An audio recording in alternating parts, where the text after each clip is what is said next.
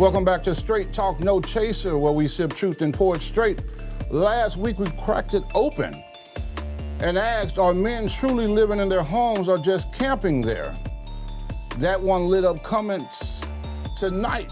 We're diving deeper. We're talking blended families, financial battles, and the silent tug of war over who really leads in black households. And of course, I'm not riding solo.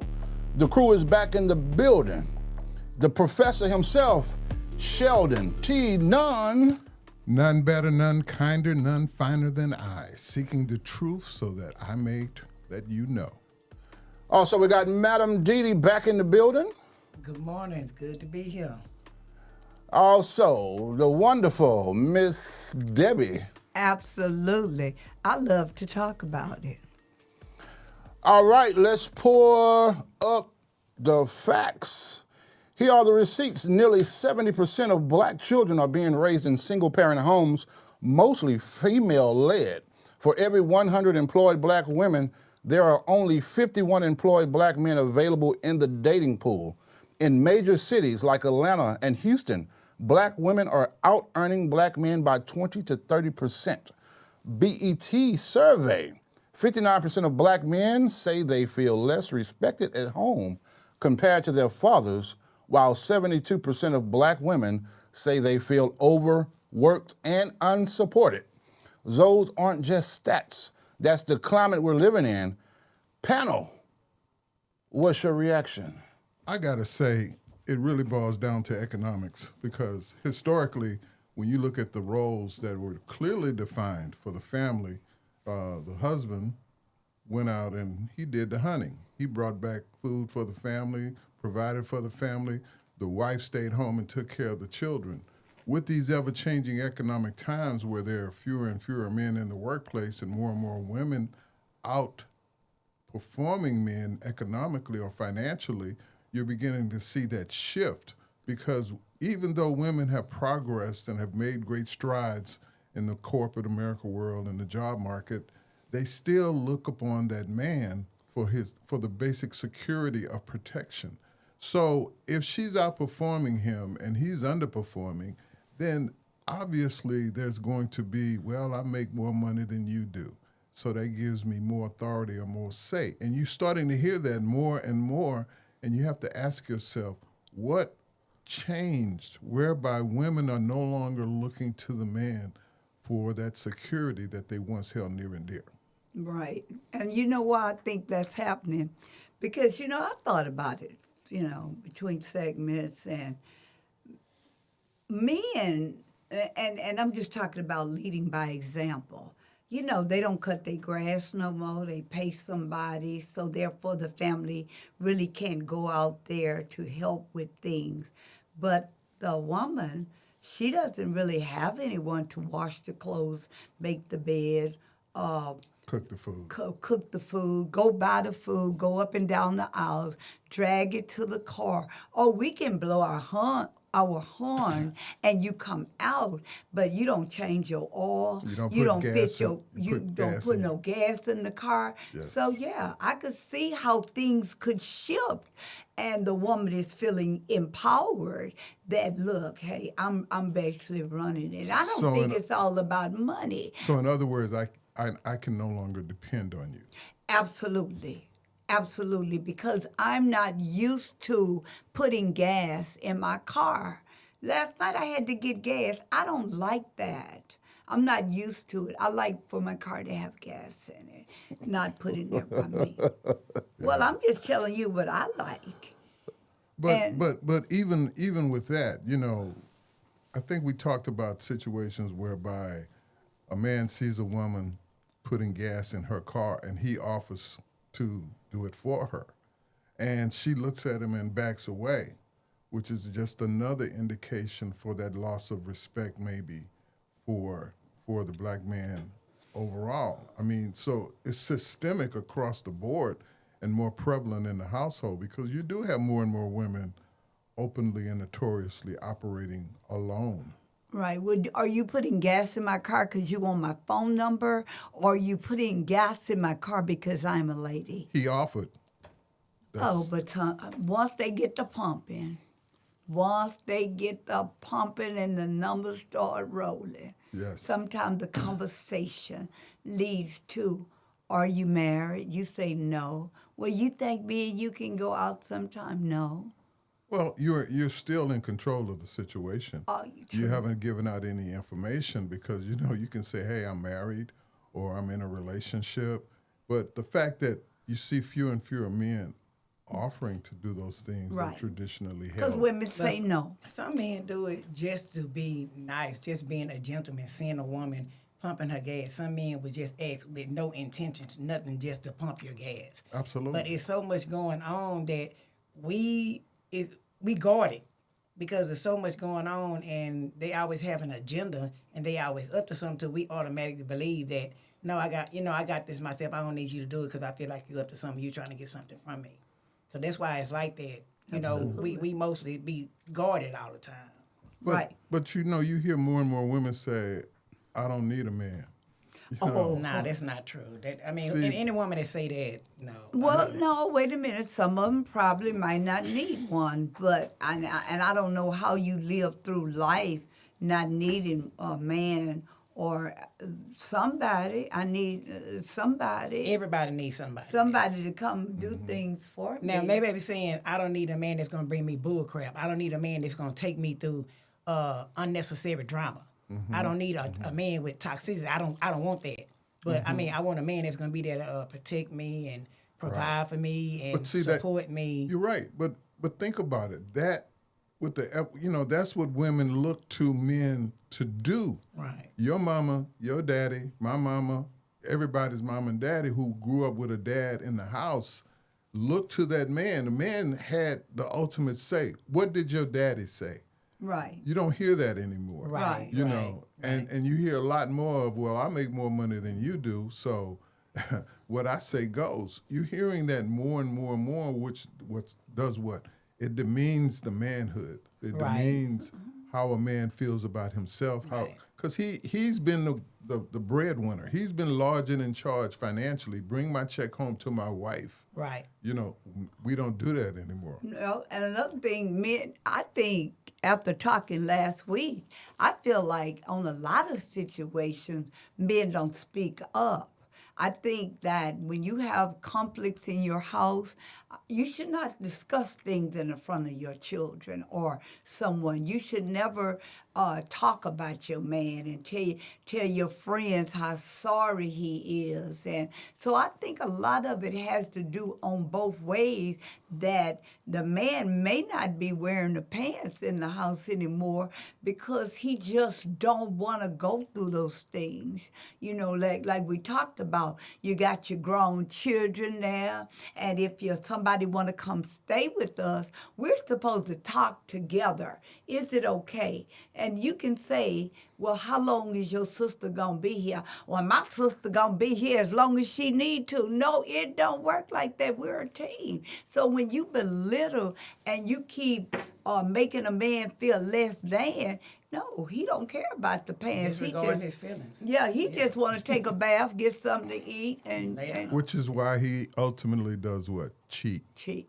And then once he cheats, that's the ultimate, slap in the face for the average woman Absolutely. who's in a relationship. So not only are you sorry, you have the audacity to cheat on me, So that's a double whammy. And that's why respect feels like quicksand today. Now let's strip the filters with our no chaser moment. Here's the raw truth. Respect ain't automatic anymore, and it shouldn't be. Brothers, you can't expect the crown without the grind. Leadership is more than a title. It's consistency, protection, and presence. Sisters, independence is power, but if you weaponize it against your partner, you don't have partnership, you have competition. Right now, too many homes are battlegrounds instead of safe havens. And since culture loves to stir the pot, let's pour into our culture sip. Social media done made it worse. TikTok clips saying real men pay 100% of the bills. Podcasts teaching men never spend on a woman. Twitter dragging folks for going 50-50 like it's a crime. Panel, is culture giving us clarity or just confusion? Confusion. Confusion. Because you're breeding the next generation of crazies because the kids oftentimes watching their mother and father go through the changes that they go through, they grow up as adults mirroring the same type of Exactly. behavior. Exactly. So it's not only social media; it's also What they see in the household. what they see Yeah. in the household. And if you're a daughter, and I'm just hypothetical because I ain't a daughter, but if you're a daughter, and you grow up seeing your mother being in charge, large and in charge, in control, I'm gonna do what I want to do. You can't tell me what to do. This is my money. She's gonna have that the same same attitude attitude. growing in. And that's why She's gonna be, she's by gonna dominate her man. and she gonna Exactly. be by herself ultimately, because that's how it happens. And I did a survey, so I went out. It's a lot of women be out. They ain't got nobody. Because a They lot done of ran 'em times out. they're angry.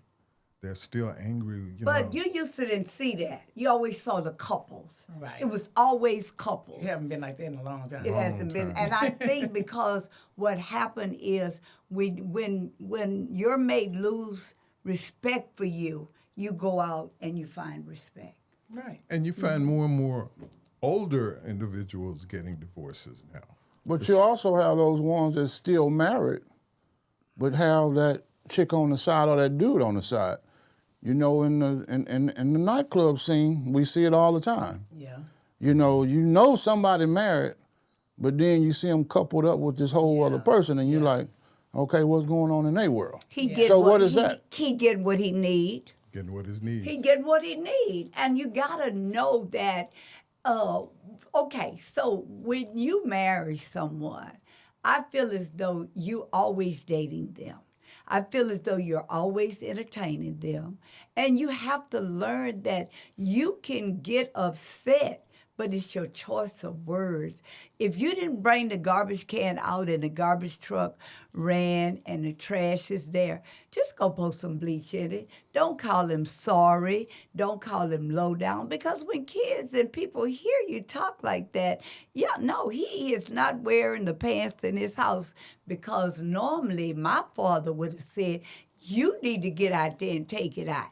If you got a problem with me taking it out, then you take it out. And I think that men nowadays have to be empowered, and especially men of color, because there's so many things that brought them from the house, and they are rebuilding new lives with new people, or rebuilding a life that they live. But when the respect is lost, should you go or should you stay and do what we see now in the black community? You got the side chick, you got the side dude. I mean, why stay? Well, I would go. I'm not going to stay anywhere that someone is always treating me a certain way. And I think people stay together for different reasons, especially if there are children involved, minor children. They stay together, or they'll tell each other, we'll be here. But I don't know how I don't even know how a woman could come back from somebody beating you down for low self-esteem, Sheldon. If a young man grows up feeling a certain kind of way because his mother's mad at his dad, and she looks at him and treats him basically as a dominant figure in his life, the same way she was a dominant figure in his daddy's life, she's gonna put him down in such a way where he's gonna develop low self-esteem. So what happens? Statistically, we tend to gravitate toward the same things that we once were involved in. It's just human nature to look for that. So if a young man with low self-esteem is just happy to be there because this woman has paid some attention to him, Right. but by the same token, she treats him, or he doesn't have the confidence to stand up as a man. He's just happy to be there because this woman is doing the same thing that his mother provided for him, ridiculed him, chastised him, but that's what he's used to. So what? He has no reason to stand up. But if he has an opinion, he's not allowed to have one, and he just kind of sucks it up, walks away, and he goes out and gets somebody who will treat him the way he wants to be And treated. Respect him and respect him as a man. exactly. Right. So if you're not getting what you need at home or wherever, you're going to go out and get it wherever you can find it. It's definitely in the streets. Yes, it's in the streets. And that's the noise, but what about the real stories? Let's check out our DM out of Dallas. I moved in with my girlfriend. She makes more, but I pay rent and utilities. She still calls me a guest. I'm ready to walk. What should I do? Madam Didi. You paying the rent and you paying the utilities, and because she make more than you, it don't make no sense. I mean, I wouldn't stay if I'm gonna be a guest somewhere when I'm providing and I'm making sure that we got a roof over our head and making sure everything is circulating right and everything is good. I'm gonna leave because why am I a guest when I'm paying to be somewhere? Damn. So I'm just what? I'm just a roommate. You're renting. Yeah, that's what I'm saying. You I'm a a roommate. squatter. Yeah. Yeah. I'm providing for me. I'm not begging you for nothing. I'm paying my way, and I'm paying a way for both of us. But I'm still not, what I'm doing still don't mean anything. It don't equate to nothing. So it'll make anybody I personally wouldn't want to be in a situation like that to provide and to still be looked upon like I'm not nothing, I'm meaningless. What I do don't mean anything. So that would make me walk. I wouldn't want to stay. Come on with it, Professor. A real man wouldn't move in with his woman. Well, no. To me, Bottom line. listen to me one time. Yeah, I gotta hear listen to this, me one 'cause time that's not because true. first of all, Okay. you got to have a clear understanding of what the ground rules are if you're going to do that. But a man should never. You should always move in together. Not singularly or I have my place, because it's a sorry rat that doesn't have another hole to go to. Because this man is stuck in a situation now. He's already not making as much money as his woman. Now he has to go through the expense of finding someplace to live, transportation, expenses that he didn't have when he was living with her. Yeah. So he's stuck like Chuck. So why would you not get something together where your name is on the lease, her name is on the lease. Your name is on the mortgage, her name is on the mortgage. Whether you're married or not, you're tied. But the bottom line is, see, let me tell you, we could play Ring Around the Roses. She don't love him and she don't respect him. Because if she loved him and he, okay, that's just like if your mate, like for instance, when your husband ship, and I really love you and we're really pulling together. And first of all, we learned how to do conflict. We established rules like we're never going to go to bed mad because life too short. And we learned how to communicate with each other. I don't want to scream at you. If that's the only way I could communicate with you, then you need all these boundaries. Then you need all these agreements. Then you need to move in. But if you truly love that person and you want to build on a relationship, you have to, it doesn't matter how much money people work, make, that's not even the bottom line, because like I said, the kind of jobs, it don't matter, because at the end of the day, we know that person worked hard, and I'm going to have your bath water. I'm going to have your bath water ready, because I know how hard you're out there trying to make a difference for me and our family. But I'm not going to judge you because your air could make it. But here's the part where a man falls short, because she may make more money than he. But those expectations that she expects from a man is usually where the conflict comes about. Absolutely. Because a man is disadvantaged if he moves in with her, especially if she has children. If she has children, what does he have a say about? Because it's her apartment or her house, it's her furniture, her food, and he pays the utilities and buys and the rent though. He The pays bottom- and the rent. The bottom line is, bruh, you already lost. Pack your bags and get the hell up out of there. Exactly. Now, moving to the last shot. Here it is straight. Respecting the home ain't old. It's earned and agreed upon. If men and women don't sit down and redefine leadership together, we'll keep raising campers instead of kings, and houses will stay broken instead of built. And that's part two of men. Do you live in your house or just camp there? Shout out to Sheldon, the professor, Also, Madam Dee and Miss Debbie.